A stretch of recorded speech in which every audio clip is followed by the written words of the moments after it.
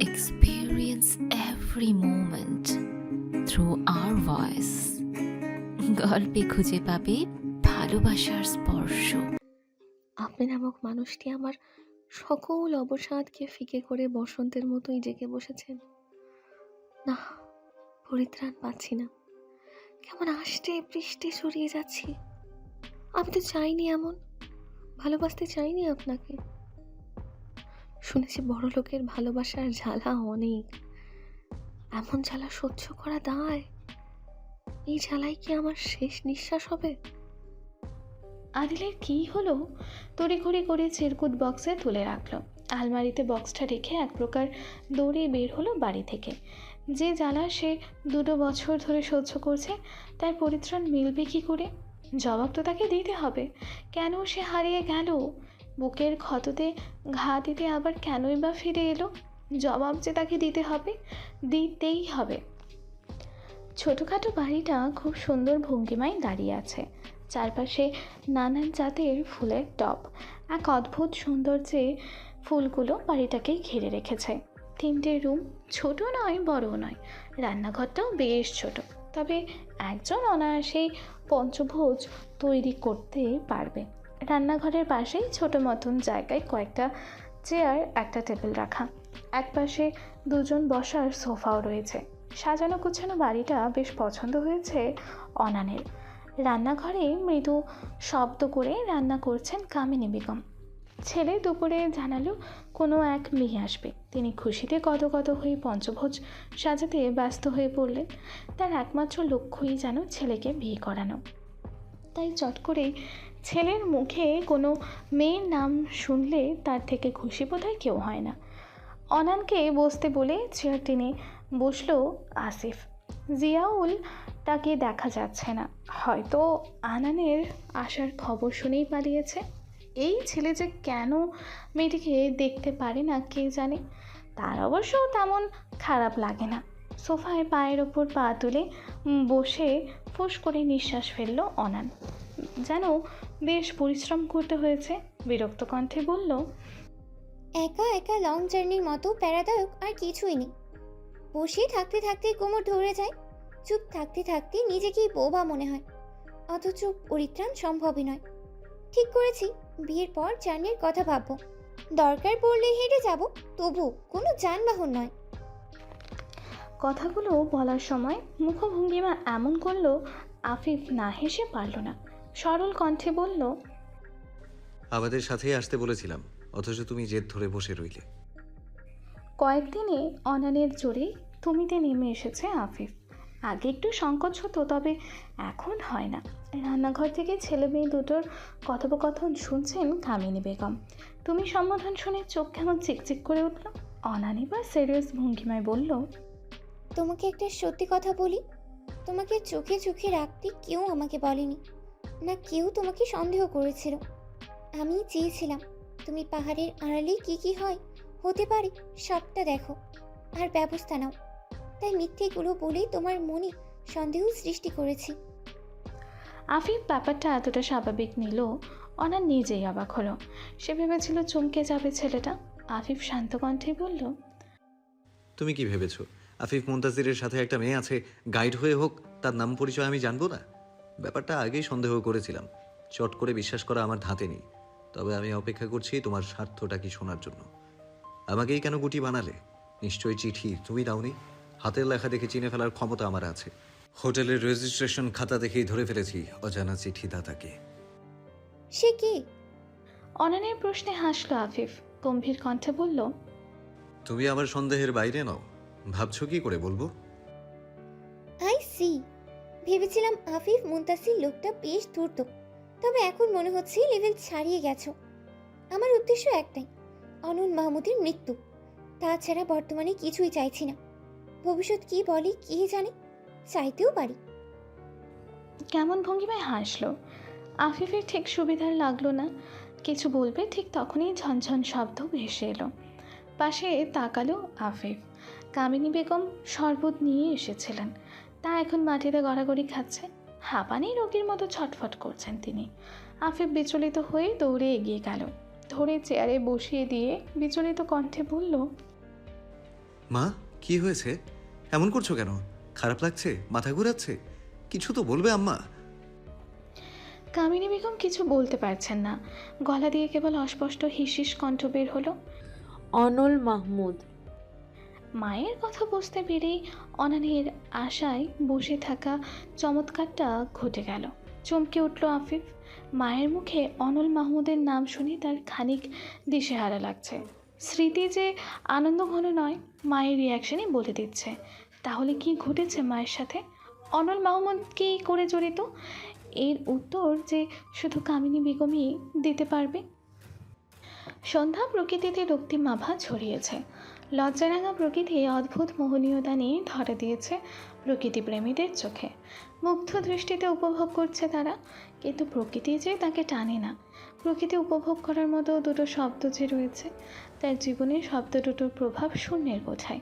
কিছুটা বিতৃষ্ণা নিয়ে সরু গলি ধরে হাঁটছে আদিল। ইচ্ছে করেই গাড়ি নিয়ে আসেনি। নিজের গন্তব্যে এসে আকস্মিক দাঁড়িয়ে পড়ল আদিল। দুটো ভ্যান দাঁড়িয়ে আছে, একটাতে প্রয়োজনীয় কিছু জিনিসপত্র। ভ্রু কুচকে এলো তার। বড় বড় পা ফেলে বাড়ির ভেতর ঢুকতেই কুচকানো ভ্রুযুগল সোজা হয়ে এলো। চোখে মুখে ভর করলো অবাকতা। ব্যস্ত পায়ে জিনিসপত্র গোছাচ্ছে মীরা। কোথাও যাবে হয়তো। আদিল ঘোরের মাঝে এগিয়ে গেল। মীরা প্রথমে খানিক অবাক হলেও কিছুক্ষণ তাকিয়ে কাজে মনোযোগ দিল।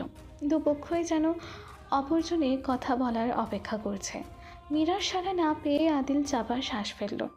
যে তেজ নিয়ে সে এসেছিল, সে তেজ আর নিজের মধ্যে খুঁজে পাচ্ছে না। প্রশ্নগুলো কেমন হাওয়ায় মিলিয়ে গেছে।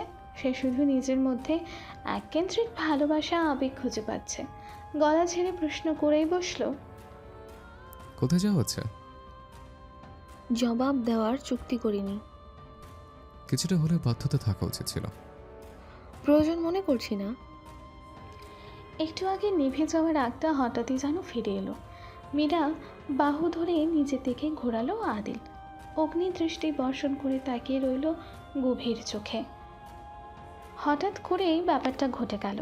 আফরা এক নজর দুজনকে দেখে ফোন নিয়ে বাড়ি থেকে বের হয়ে গেল। এসব নাটক তার পোষায় না।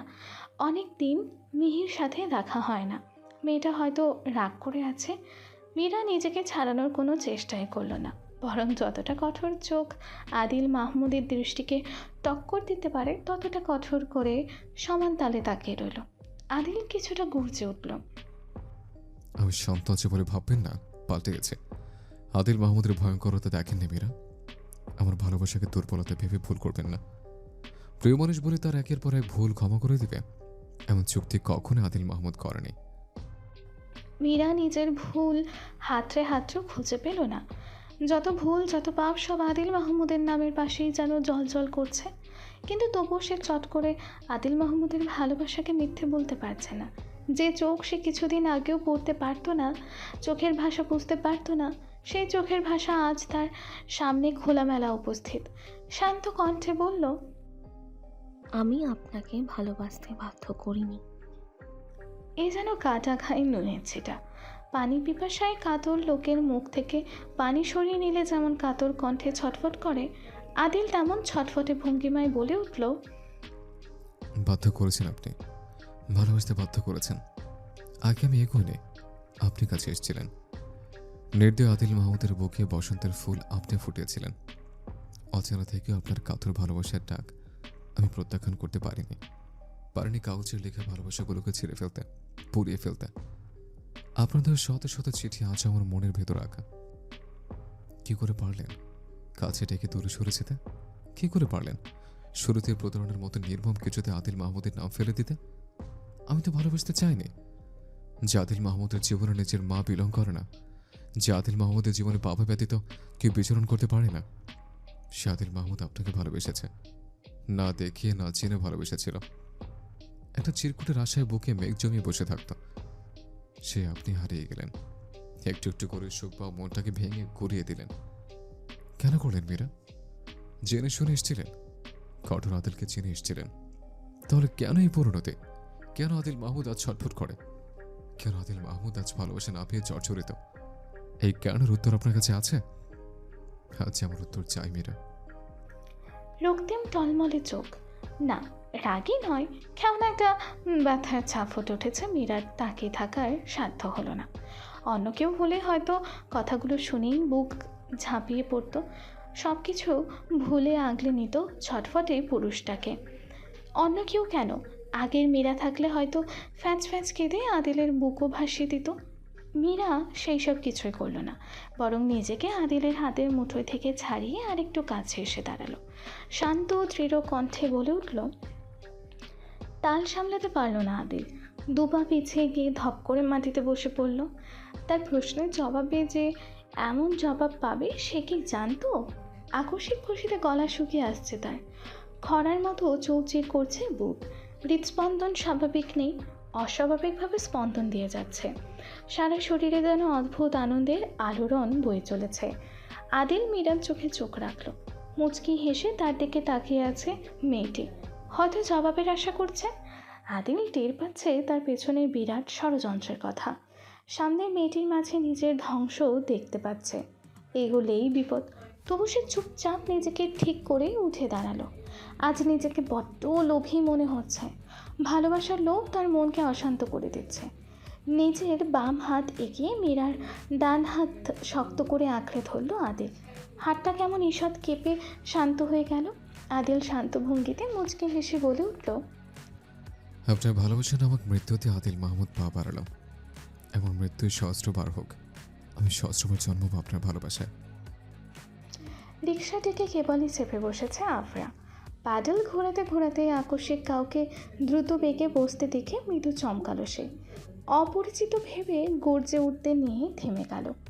একজোড়া চোখ হেসে তাকিয়ে আছে তার দিকে, নরম দৃষ্টি, অদ্ভুত আবেগ মেশানো। আফরা নিজেকে ধাতস্থ করতে সময় নিল না, গম্ভীর কণ্ঠে শুধালো, মিস্টার নোমান, এটা কেমন ভদ্রতা? আমাকে ডিপার্টমেন্টে সবাই অভদ্র বলেই চেনে। সরল জবাব মানতে পারল না আফরা। কটমট চোখে তাকাতে নোমান বোকা হাসল। সাফায় গিয়ে বলে বসলো, আপনাকে বিব্রত করতে চাইনি মিস, এতদিন পর হঠাৎ দেখা হয়ে গেল, নিজেকে থামাতে পারিনি। থামাতে পারেননি কেন? আপনার সাথে আমার কোনো রসের সম্পর্ক রয়েছে? পুরো কথা শেষ করতে না পেরেও রাগল না নোমান, বরং হাসি চওড়া করে সামনে তাকালো। খেয়ালি করে বলে উঠল, আপনার আপত্তি না থাকলে রসের সম্পর্ক হতেও পারে, আপাতত আমার কোনো আপত্তি নেই। আফরার রাগ তরতর করে বাড়ছে। বেশ ফুরফুরে ছিল আজ, এই লোকটা এসে নষ্ট করে দিল।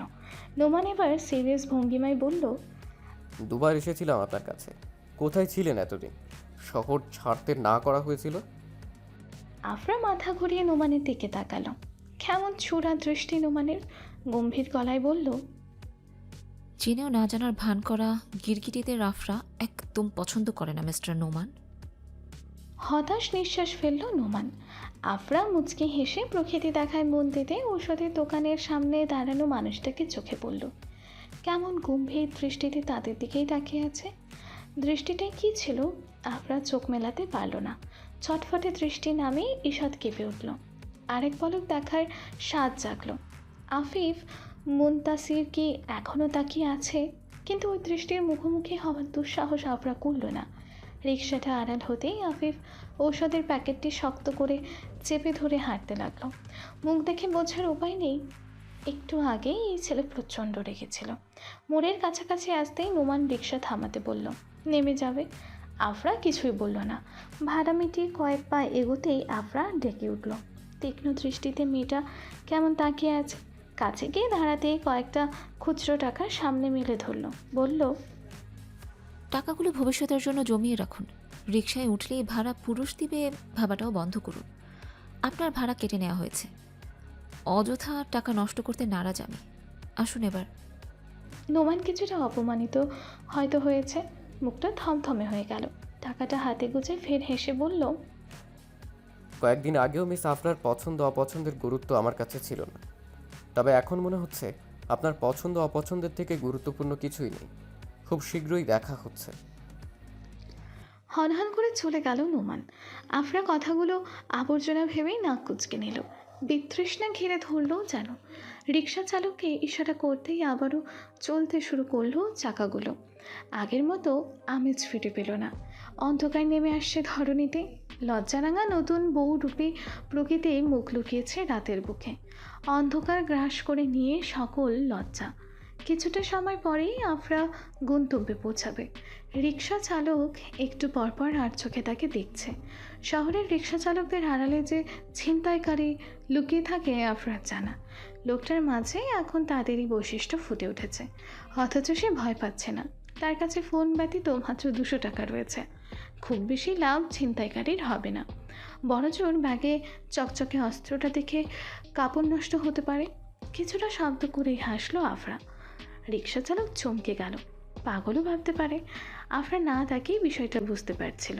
এদিকে দোকানপাট মানুষজন নেই। আফরা ভরাট গলায় জিজ্ঞেস করলো, এখন নিশ্চয়ই বলবেন আপনার 1 নাম্বার পেয়েছে। দূরে গিয়ে সাথীদের ফোন দিবেন, তারা আসবে আর আমাকে বলবে, এই কি কি আছে বের কর, প্রাণে বাঁচতে চাইলে তাড়াতাড়ি দে। আর আমি ভয় পেয়ে সব কিছু দিয়ে দিব।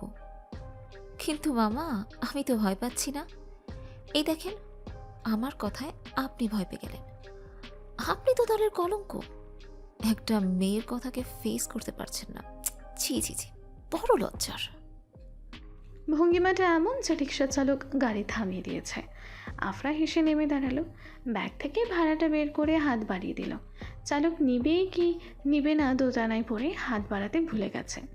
আফরা টাকাটা বসার জায়গায় রেখে বলল, সাধারণ গরিবদের না ধরে বড় লোকদের ধরবেন। এ ধরনের শখের বসে রিকশায় ঘুরতে বেরিয়েছে, তখন ধরলে টাকায় টাকা। মিডল ক্লাসদের ধরলে কাজ করা ছাড়া কিছুই পাবেন না। আসি। আফরা চালুই হাঁটতে লাগলো। রিক্সা চালক এখনো অবাক চোখে তাকে দেখছে। পাত্তা দিল না সে। ব্যাগ থেকে ফোন বের করে কল দিল। প্রথমবার রিং হতেই রিসিভ হলো। আফরা হেসে বলল, তুমি তো ঠকে যাচ্ছ নাদিয়া। নিজের ভাইয়ের লাইফ সাজাতে নিজের লাইফ নিয়ে ভাবছো না? তোমার প্রেমিক তো ভালোই মজেছে ভাবিনি। শুনতে খারাপ লাগলেও সম্পর্ক তো পাল্টানো যায় না, না? কিছুই করার নেই তোমার। কষ্ট হয় আমার তোমার জন্য। মেয়ে তো একটু আগেই দেখলাম মিহি আব্বু আম্মু নিয়ে ঘুরছে। ব্যাড লাগ তোমার। আফরা ফোনের এপাশ থেকে ঝনঝন শব্দ পেল। রাত যে মাথায় উঠেছে বেশ বুঝতে পারল। তার কাজ হয়ে গেছে বিধায় ফোন কেটে দিল। অযথা টাকা নষ্টের মানেই হয় না। মিহির বাড়ি যাওয়ার ভাবনা সে মাঝপথে বাদ দিয়েছে। যখন দেখল মিহি আব্বু আম্মুর গেট ধরে বের হচ্ছে, তখনই সে রিক্সা ঘুরিয়ে চলে এসেছে। তার কাজ কত সহজেই না হয়ে গেল। এখন শুধু মিনিট দেখে পরের কাজটা করতে হবে। সাজানো গোছানো ঘরটার একপাশে সিঙ্গেল বেড রাখা, ভাঁজহীন রঙিন চাদর। গুটিসুটি মেরে শুয়ে আছেন কামিনী বেগম। কিছুক্ষণ হলো ডক্টর চলে গিয়েছেন। যদিও ডক্টরের থাকার কোনো দরকার ছিল না, ইনজেকশন পুশ করে চলে যেতে পারতেন। তবে আফিফের জেদের জন্য যেতে পারেননি। তার ভাষ্য, জ্ঞান না ফেরা পর্যন্ত যেতে পারবে না। যদি সমস্যা হয়, জ্ঞান ফিরতেই ডক্টর চেক আপ করে ঘুমের ইনজেকশন পুশ করে চলে গেছেন। নিশ্চিন্তে ঘুমোচ্ছেন কামিনী বেগম। এতক্ষণ বিছানার এক কোণে বসেছিল আনান। আফিফকে বাইরে যেতে দেখেই এসেছে। সৌজন্যতার খাতিরে আফিফকে দেখে উঠে দাঁড়ালো। অতিরিক্ত দূরত্বটা খানিকটা ঘুচিয়ে বলল, আমি আজ এই ঘরেই থাকি, তোমার বিশ্রামের প্রয়োজন। আফিফ মুচকি হাসলো। দীর্ঘ সময় জার্নি করা মেয়েটা তাকে বিশ্রামের কথা বলছে। কিছুটা গর্ব করেই বলল, এমনও দিন গিয়েছে 2 দিন না খেয়ে 48 ঘন্টা দৌড়ের ওপর থেকেছি।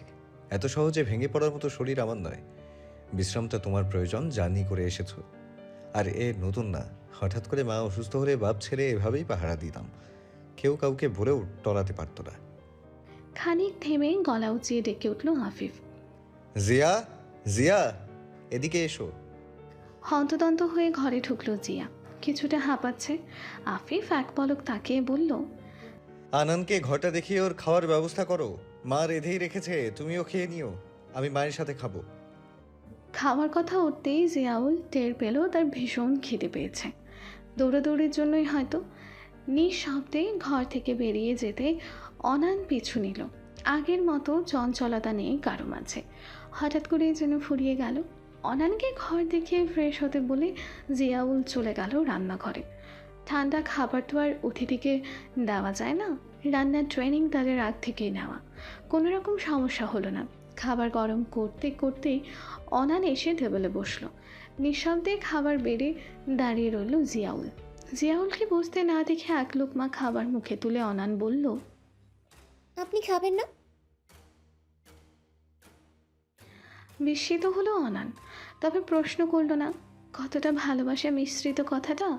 কেউ যে তার জন্য খাবার না খেয়ে অপেক্ষা করছে আফিফ মুনতাসির কি জানে? অনানের মনে হলো আফিফ মানুষটা বড্ড ভাগ্যবান। কই, তার জন্য তো কেউ অপেক্ষা করে না। দুবেলা না খেলেও কেউ বলে না খায়নি কেন। সে মানুষ যে তার নেই। মন খারাপ নিয়েই খাবার শেষ করলো অনান। এক পলক জিয়াউলকে দেখে নিজের জন্য বরাদ্দকৃত ঘরে চলে গেল। জিয়াউল সব কিছু ঠিকঠাক করে কামিনী বেগমের ঘরে গেল। আফিফ কারোর সাথে কথা বলছে। কিছুটা শুনে বুঝতে পারল তাদের দলের ডক্টরের সাথে কথা বলছে। কথা শেষ করে ঘুরতেই জিয়াউল প্রশ্ন করল, কি আর বলবে জিয়া, সেই অ্যাফাসিয়ার কথাই বললো। কথাটা শেষ করেই উদাস ভঙ্গিমায় বসল আফিফ। জিয়াউলের মনটা আরও খারাপ হয়ে গেল। স্যারের এমন সুর তাকে কষ্ট দেয়। ছোট্ট স্বরে শুধালো, এটা কি ভালো হবে না স্যার? চিকিৎসা চললে হয়তো ভালো হয়ে যেত, কিন্তু মা যে কোনো থেরাপি নিতে চায় না জিয়া। কেন নিতে চায় না সেটাই বুঝতে পারি না। কে না কথা বলতে চায়, কে না মনের ভাব প্রকাশ করার ইচ্ছা পোষণ করে। মা কেন এমন করে আমি আজও ধরতে পারি না জিয়া। আমার কি ইচ্ছা করে না মায়ের মুখে আদুরের স্বরের ডাক শুনতে?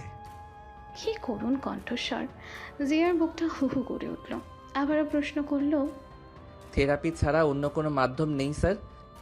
মাথা নাড়ল আফিফ, আছে, কিন্তু তা তাদের হাতে নেই।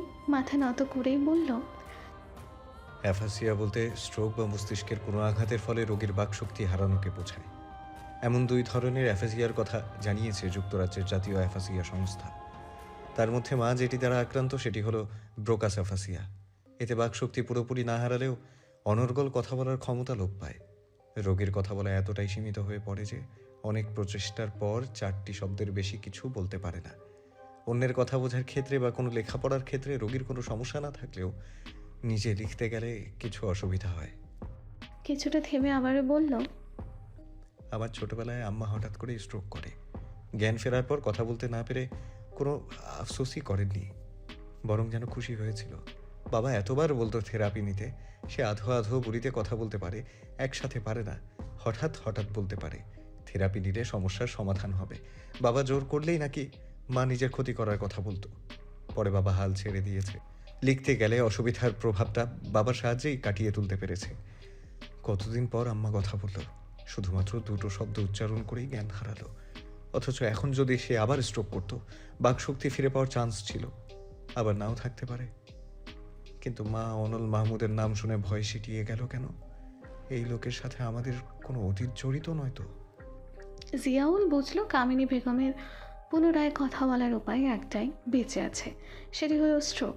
কিছুটা বাচ্চাদের মতোই বলল, স্যার আমরা এমন একটা কাজ করব আন্টি যেন স্ট্রোক করে, তাহলেই তো হয়ে গেল। জিয়াউলের বোকা বোকা কথায় আফিফের রাগার কথা থাকলেও হাসি পেল। কিছুটা হেসেই বলল, মস্তিষ্কের স্ট্রোক পাগলা, আমাদের কাজে যদি হার্ট অ্যাটাক করে তখন? লজ্জা পেল জিয়াউল।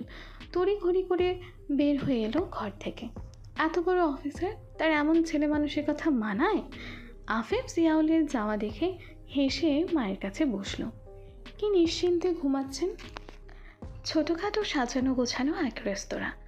চারিদিক বিভিন্ন রঙিন আলো আধারকে হারিয়ে মাথা উঁচু করে রেস্তোরাঁটা দাঁড়িয়ে আছে। কানায় কানায় পূর্ণ গিজগিজ করছে মানুষ, তবু নেই তেমন হইচই, অগোছালো ভাব। প্রত্যেক টেবিলের লোকজন এতটাই সুশ্রীভাবে কথা বলছে, পাশের টেবিল থেকে শোনা যাবে না। মাঝে মাঝে উচ্চ হাসির শব্দ আসছে, তবে কেন জানি মনে হচ্ছে এই হাসির শব্দটা পরিবেশকে আরও জাঁকজমকপূর্ণ করেছে। হাসির শব্দটা আসা মাত্রই সবাই কেমন মুচকে হেসে এদিক ওইদিক তাকাচ্ছে। হাসির মালিককে একটু দেখার আশায়। ব্যাপারটা বেশ উপভোগ করছে মনিরা। বাবা মেয়ে পাশাপাশি বসে এক মনে ফিসফিস করে কথা বলছে। কি বলছে তারাই জানে। এই ফাঁকে মনিরা নিজের মতো বিভিন্ন মানুষের আচার আচরণ লক্ষ্য করছে। প্রেম নামক শব্দটির নতুন আগমনে ভরকায়নি সে, বরং বেশ উপভোগ করছে। অন্তরের তোলা নতুন মিষ্টি হাওয়া, ঠোঁটের মুচকি হাসি, হুট করেই হারানোর ভয়ে আধারে থাকা মুখ, সময়টা খারাপ যাচ্ছে না। 10 বছরের তিক্ততাকে ফিকে করতে পেরেছে সে। নতুন জাগরণে নতুন মনিরার জন্ম হয়েছে। মুচকি হেসে বলল, আজ লং ড্রাইভে গেলে কেমন হয় মিহি? নেচে উঠল মিহি। কথাটি বেশ পছন্দ হয়েছে তার, তবে আহিসের ভালো লাগলো না। সময়টা তার খারাপ যাচ্ছে। ছোট্ট মেয়েটার জন্য মনিরার সঙ্গটাকে সে সহ্য করে নিলেও তা কতদিন করবে জানে না। ধৈর্যের বাঁধ ভেঙে গেলে এই মেয়েকে কী করবে কে জানে। বিরক্ত দৃষ্টিতে মনিরার দিকে তাকাতেই মনিরা কিছুটা বিব্রত হলো। তড়িঘড়ি করে বলে উঠল, তুমি আব্বুর সাথে লং ড্রাইভে যাবে মিহি? আমি এখান থেকে বাড়ি ফিরবো, দাদু একা আছে তো? আহিসের বিরক্তটা এক ছুটে পালালো। মনিরার আনন্দে উল্লাসিত মুখটা কালো হয়ে এলো। ভেবেছিল আহিস প্রতিবাদ করবে, বরাবরের মতো বলবে, এই মেয়ে, তোমাকে আমি বাড়ি ফিরতে বলেছি, একসাথেই ফিরবো। কিন্তু সেরকম আহিস বলল না, বরং মনিরাকে সাপোর্ট করে বলল, তুমি বাড়ি ফিরে যাও, আমি ক্যাব বুক করে দিচ্ছি। মা অনেকক্ষণ একা আছেন। বিল পরিশোধ করে বেরিয়ে এলো রেস্তোরাঁ থেকে। ক্যাব আসতে যতক্ষণ সময় লাগলো মিহি মায়ের সাথেই ছিল। মনিরা উঠে বসতেই স্বস্তির নিঃশ্বাস ফেলল আহিস। এখন বেশ ভালো লাগছে। মানুষের বাঁকা উৎফুল্ল দৃষ্টি ভালো লাগছিল না। হয়তো সবাই ভেবেছে স্বামী স্ত্রী তারা। এটা তো সত্যি নয়, কোনোভাবেই সত্যি করা সম্ভব নয়। তার জীবনে প্রেম পিয়াসী ব্যতীত কারো স্থান নেই, কারণ নয়। ধোঁয়া উড়িয়ে ক্যাব যখন ছুটতে শুরু করলো, দুটো লোককে ইশারা দিয়ে নিজের গাড়িতে বসালো আহিস। লোক দুটো ইশারা পেয়ে ক্যাবকে অনুসরণ করে বাইক নিয়ে ছুটতে লাগলো। কর্তার হুকুম মান্য করাই তাদের কাজ।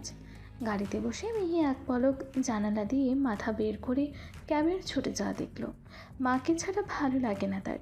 গোমরা মুখে বলল, আম্মু থাকলে মজা হতো আব্বু। তোমার দাদু যে একা রয়েছেন আম্মা, হঠাৎ অসুস্থ হয়ে পড়লে কে দেখবেন? মন খারাপ করে না? আরেকদিন আমরা 4 জনই বের হবো। এখন একটু হাসো। কথাটা শেষ করেই আহিস মিহির গাল টেনে দিল। মিহি আর মন খারাপ ধরে রাখতেই পারল না, হেসে জড়িয়ে ধরল আব্বুকে। আহিসও মেয়েকে জড়িয়ে নিয়ে সীমাবদ্ধ জার্নির শুরুটা করেই ফেলল। অজানা গন্তব্যে ছুটে চলার মাঝে বাবা মেয়ের বন্ধন আরও দৃঢ় হোক। বড় রাস্তা থেকে বাঁক নিয়ে ছোট্ট রাস্তা ধরতে অন্ধকার যেন ক্যাবটিকে গ্রাস করে নিল। ক্যাবের কৃত্রিম আলোয় যতটুকু দেখা যায়, জানালায় দুহাত ভাঁজ করে মাথা রেখে আকাশ দেখছে মনিরা। বুকের ভেতর কী এক জ্বালা হচ্ছে। এতদিন পরেও প্রিয় মানুষটির মনে জায়গা করতে না পারার ব্যর্থতা কোথায় লুকাবে সে? এত কাছে থেকেও প্রিয় মানুষের মনের খবর বুঝতে না পারার অপারগতা কিভাবে পূরণ করবে? ভেতর থেকে ভেঙে পড়েছে সে। বারবার চোখের পাতায় নাদিয়ার প্রেমময় দৃষ্টি ঘুরছে। তবে কি আহিস নাদিয়াকে ভালোবাসে? তার আর সুখ পাওয়া হলো না? হুট করে মন পরিবর্তনের সাথে সাথে মুখশ্রীতে আমূল পরিবর্তন ঘটল। একটু আগের ব্যথার ছাপ নেই। একটা রাগ হিংস্রতা ঘিরে ধরেছে তাকে। প্রতিপক্ষ নাদিয়াকে খুনের নেশা চেপেছে। আকস্মিক ক্যাব থেমে যেতে ঘোর থেকে বের হয় মনিরা। চোখ বুঝে জোরে জোরে শ্বাস ফেলে। কী সব ভাবছিল। ড্রাইভারকে কিছু বলবে তার আগেই একদল লোক হৈ হৈ করে ছুটে এসে গাড়ির দরজা খুলে ফেলে। টেনে হিঁচড়ে বের করে মনিরাকে। এক নিমিষেই কী হয়ে গেল বুঝতেই লোকগুলো তাকে তাদের গাড়িতে তুলে ফেলেছে। বাইকটি কাছে আস্তে আস্তে তীব্র বেগে ছুটে গেল গাড়িটি। ড্রাইভার কোনো দিক না তাকিয়ে ক্যাব নিয়ে চলে গেল। ঝামেলা জড়াতে কেই বা চায়। লোক দুটো ভয় নিয়ে একে অপরের দিকে তাকালো। এই মেয়ের কিছু হলে জান তাদেরও যাবে। অন্ধকারে এক ছেটে আলোকে অনুসরণ করে তারাও ছুটল পিছু পিছু। হারিয়ে গেলে খুঁজে পাওয়া যাবে না। গাড়িটি থামলো নির্জন এক গোডাউনের সামনে। আবারও হৈ হৈ করে লোকগুলো মনিরাকে নিয়ে নামলো। মুখটা কালো কাপড়ে ঢাকা, চেনার উপায় নেই। মনিরাকে ভেতরে ঢুকিয়ে বাইরে থেকে তালা দিয়ে লোকগুলো চলে গেল। বাইকে বসা লোক দুটোর মাথায় ঢুকলো না এতটা অবাক হয়েছে তারা বসকে খবরটা জানাতেই ভুলে গেছে। এগিয়ে যাবে কি যাবে দোটানায় পড়ে যাওয়ার চিন্তা বাদ দিল দুজনই। দুজন লোক এতজনের সাথে পারবে না। আহিসকে ফোন দিল, ধরছে না। কয়েকবার দেওয়ার পর ধরতেই বলে উঠল, বস জলদি আসুন, ভাবি কি কাজ যেন গোডাউনের এই দিক তুলে নিয়ে আসছে। লোক ছাড়া আসবেন না বস, মারা পড়বো সবগুলো।